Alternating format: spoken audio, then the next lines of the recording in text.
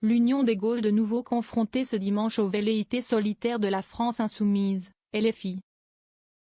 Cette fois-ci, la menace agitée par le mouvement d'engager une procédure de destitution à l'encontre d'Emmanuel Macron s'il refuse de nommer Lucie Castet. La candidate désignée du nouveau Front populaire, NFP, à Matignon.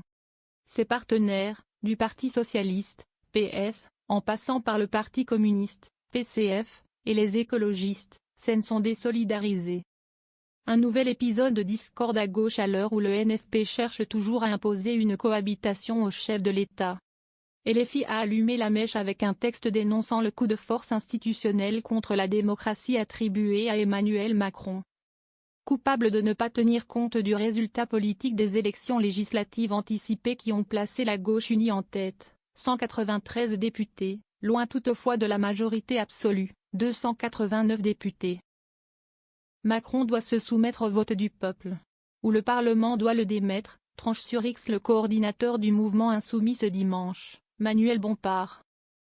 Destitution impraticable, pas la priorité.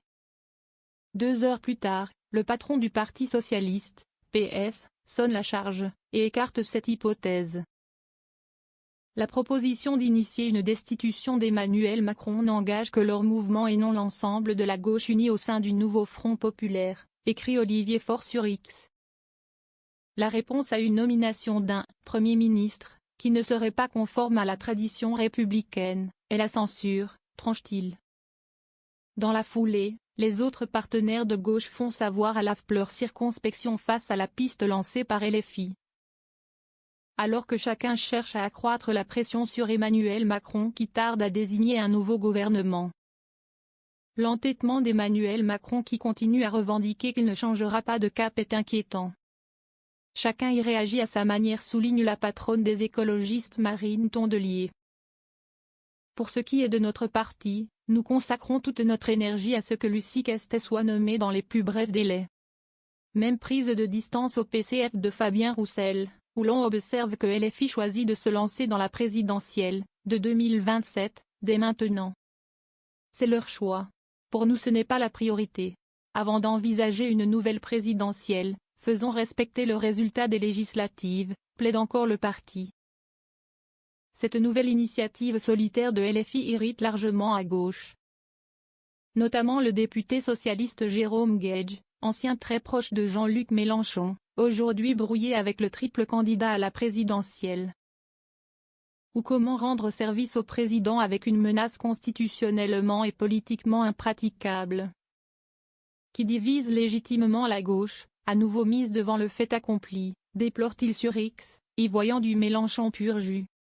L'ancien ministre de la Santé macroniste Aurélien Rousseau, désormais député au sein du NFP, ne pense pas moins. Quels que soient les désaccords avec le président de la République, brandir la menace d'une destitution n'aboutit qu'à brutaliser les rapports politiques. Rendre impossible toute forme d'échange dans une période qui l'impose pourtant et diviser la gauche. Chienlit et anarchie voulue par LFI. Une nouvelle brèche ouverte dans l'alliance de gauche au grand bonheur de certains ministres démissionnaires du gouvernement de Gabriel Attal. Il y a urgence désormais pour la gauche française de se séparer des insoumis qui ne veulent que la chienlit. A ainsi appuyé tout en nuance le ministre démissionnaire de l'Intérieur Gérald Darmanin, en mettant en garde face à l'anarchie dans laquelle LFI voudrait supposément faire plonger la France. Une critique appuyée par le ministre démissionnaire de la Justice Éric Dupond-Moretti. Destituer le président pour cause de non-respect de la volonté mélenchonienne? Lunaire. LFI tire encore la gauche vers l'extrémisme et sort du champ républicain, pense-t-il dans une publication. Procédure impossible. Une procédure dans tous les cas impossible à faire aboutir dans l'état actuel des rapports de force au Parlement. Pour que la procédure, prévue à l'article 68 de la Constitution, puisse aboutir, elle nécessite de convaincre Assemblée et Sénat de se constituer en haute cour. Avant de voter sur la destitution en tant que telle, à chaque fois à la majorité des 2/3. Dans le nouvel hémicycle élu le 7 juillet, le NFP ne compte que 193 députés, très loin de la majorité absolue fixée à 289 sièges. Au Sénat, nul doute que la majorité de droite n'aurait pas apporté ses voix.